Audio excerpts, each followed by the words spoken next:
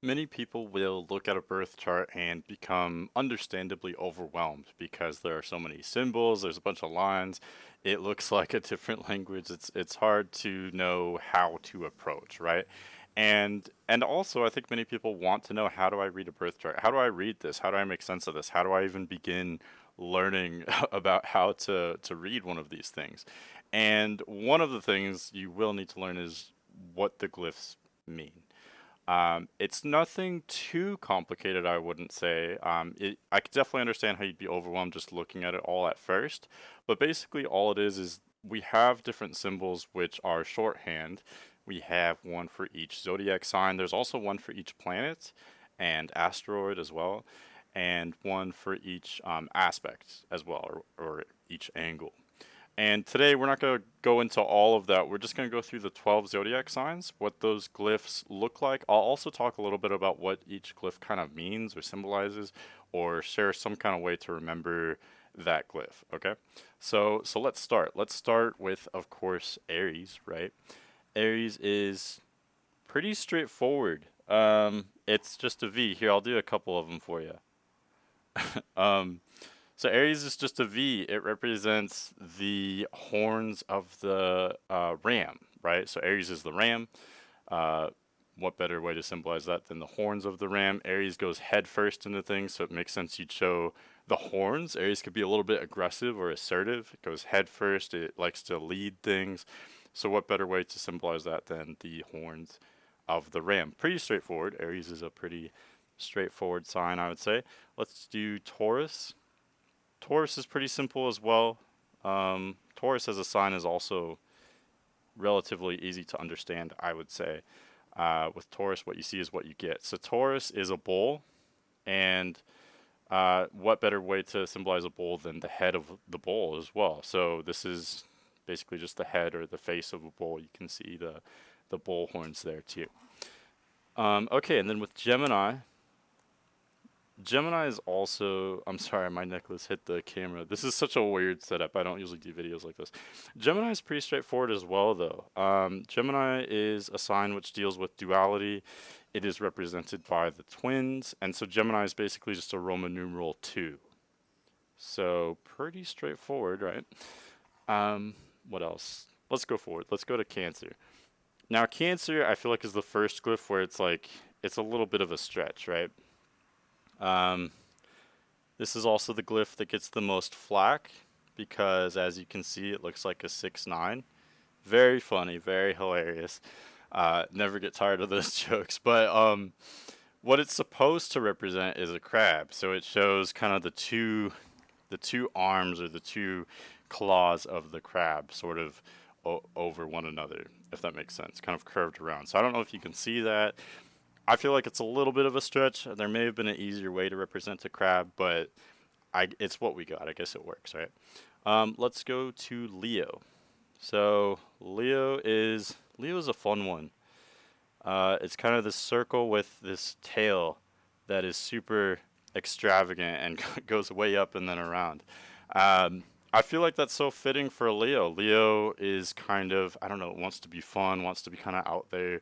It's not afraid to be different or to stand alone. So it gets this kind of cool, cool kind of creative symbol, I guess you could say.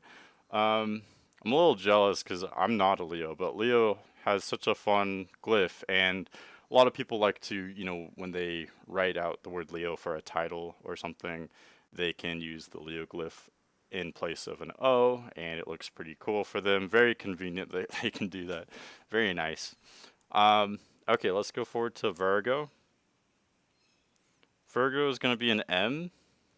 Why is it an M? I don't know. Maybe one of you guys can tell me that. Uh, but it's an M with a line kind of going back inward on itself, inward on the glyph. So what this represents is actually kind of two things. One sort of more, I guess, trivial representation would be the line that goes inward represents the crossed legs of the Virgo, if I could speak. So Virgos often cross their legs. I don't know why, but they do. So that is one representation. Another representation that's maybe a little bit more deep is this line goes inward because the energy of Virgo goes inward on itself. It's self-analyzing, self-reflective. Virgos can often be in their own heads. They're thinking so much. So the energy is more inward with Virgo. And it gets interesting comparing this to Scorpio once we get there, because Scorpio is kind of the opposite, as we will see.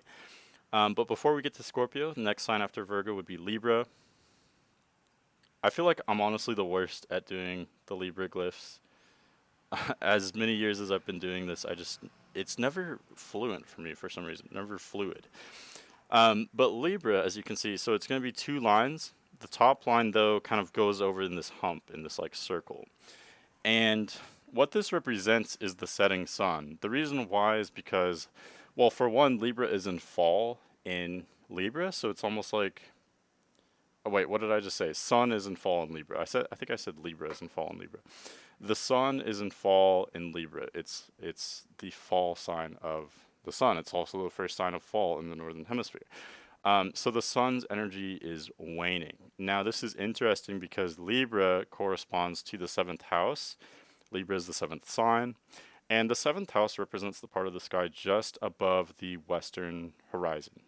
So whenever the sun is in the seventh house, it means that it is setting, just like what you would see here. It's right over the western horizon, setting below. So yeah, Libra, I think that's pretty cool. I don't think a lot of people know that, but the Libra glyph represents the setting sun. Now we go to Scorpio. Sorry. So Scorpio is going to be an M, much like Virgo, but instead of going inward, the energy goes outward. And I think this makes a lot of sense. Scorpio does have a lot in common with Virgo. It's been often compared to Virgo. But if we focus on their differences, Virgo is more internal, like we talked about. Scorpio is more external. So Scorpio is going to be much more engaged with its environment, much more reactive, much more reflexive. I don't know if that's a word, but it's, constantly having reflexes. It's kind of using that. It's more Mars ruled, so it's more reactive, I guess you could say. Also, this little pointed tail represents the tail of the scorpion. So that's kind of neat how that all works out. Let's go to Sagittarius. Sagittarius is another cool glyph, I feel like. So this represents the bow and arrow, the arrow of Sagittarius. Sagittarius is represented as a centaur, but it's also often represented as an archer, or sometimes it's a centaur archer. And the reason why it's an archer is because Sagittarius is said to shoot its arrows of truth. So its arrows represent truth, I guess. Sagittarius is a sharpshooter, I guess you could say. It goes right toward the truth of something. Another way you could look at it is that the arrows they represent Sagittarius in the sense that Sagittarius wants to go all the way. It wants to go far with things like an arrow would. So it wants to go far out with far out ideas or beliefs. But also just anything Sagittarius does. Sagittarius is all or nothing. So if it does something, it wants to be the best at something. So it kind of wants to go all the way, just like an arrow could be said to go, if that makes sense. Hopefully that's not too much of a stretch, but I feel like it kind of fits, sort of. Next we have Capricorn. Now, I think Capricorn is one of the most kind of complicated and maybe difficult glyphs to learn. It definitely was for me. And once I learned what the symbol was representing, it stuck with me. It was a lot easier. Okay, and this is going to be a bit of a stretch, but just bear with me here. So, Capricorn, okay. So Capricorn, first let's talk about what Capricorn is symbolized by. It's symbolized by an animal, but it's actually sort of unique in the sense that Capricorn is one of only two signs that is represented by a mythological creature. The other one being Sagittarius, of course, which is the centaur. But Capricorn is half goat, half fish. Okay. The reason for that is because it's the only sign that can go from the depths of the bottom of the ocean, haul itself up onto the beach and then climb all the way to the top of the mountain. Okay, so that's Capricorn. You can get a lot about Capricorn just from that little bit there. But anyway, so it's half goat, half fish. What does that actually look like? So here, what it's showing is this little triangle is the beard of the goat. So the goat head would be like up here, kind of. I don't want to attempt to draw this, but like you can kind of see where The head of the goat would be up here with the little beard. And then the body is like a fish, so it's kind of curving around like a almost like a serpent, I guess you could say. So goat head with a beard, and then serpent or fish body. Um, Maybe that just confused you more. It helped me. I don't know if you have a different way of remembering, but that's how I could kind of see it. So hopefully that helps. Okay, let's go to a more straightforward one. So next would be Aquarius. It's just these kind of rippled lines. Let's see if I could do a better one here. There we go. That's pretty much it. So there's kind of like three waves, depending on how you want to count them. But then there's two lines, and I think it pretty clearly represents the waves of water. Aquarius is the water bearer. So this is showing waves of water. That's pretty straightforward. Um, it gets more interesting though, I think. So let's see here. So, okay, let's look at all the air glyphs, the air sign glyphs. That would be Gemini, Libra, and Aquarius. What do you notice about all three of these? I would say they all sort of they're represented by two lines. Aquarius is two lines, Libra is two lines. Gemini, you could say, is maybe more than two lines, but it's literally a Roman numeral two. Has to do with duality. There's two kind of major support lines there. So all the air signs have to do with duality on one level or another. So Aquarius, for instance, does represent individuality and being different from everyone else, standing alone. But it also represents the group. It can also go the other way and represent more of like a hive mentality, hive mind. So all the air signs deal with this. Libra deals with the balance between self and other, that balance between the two. And that's also what you can see with both Aquarius and Libra. Both are two lines kind of going horizontally.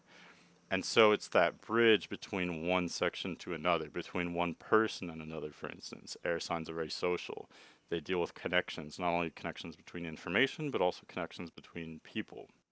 And maybe that's what Gemini is representing as well. Two people and then connecting them, sort of. So it's kind of interesting what you can get just by looking at these glyphs here. Kind of interesting seeing patterns there. Lastly, to kind of take us home and finish this up, we've got Pisces, which is these two lines. I think it almost looks like a basketball kind of. But you've got two lines kind of curving away from each other. These two lines represent fish, of course. Pisces is symbolized by the fish. Sometimes it could be symbolized by one fish, but often it will be two fish kind of swimming against one another, swimming in different directions. And this is just to symbolize, Pisces is the fish. It's kind of soft on the inside and soft on the outside. It's slippery. It'll slip through your fingers. But the reason why it's two fish and not just one is because Pisces is multifaceted. Okay, so it's not just one singular fish. It's simultaneously going in multiple directions, a little bit almost reminiscent of Gemini. But Pisces is water, so it's kind of different. But maybe equally, or if not more so, multifaceted. So that's how I do the glyphs. Hopefully that helps you a little bit. Stick around. I will probably do a video like this for the planetary glyphs as well. But I hope that helps you. Hope that helps you maybe learn something today. But have a great day, and I'll see you later.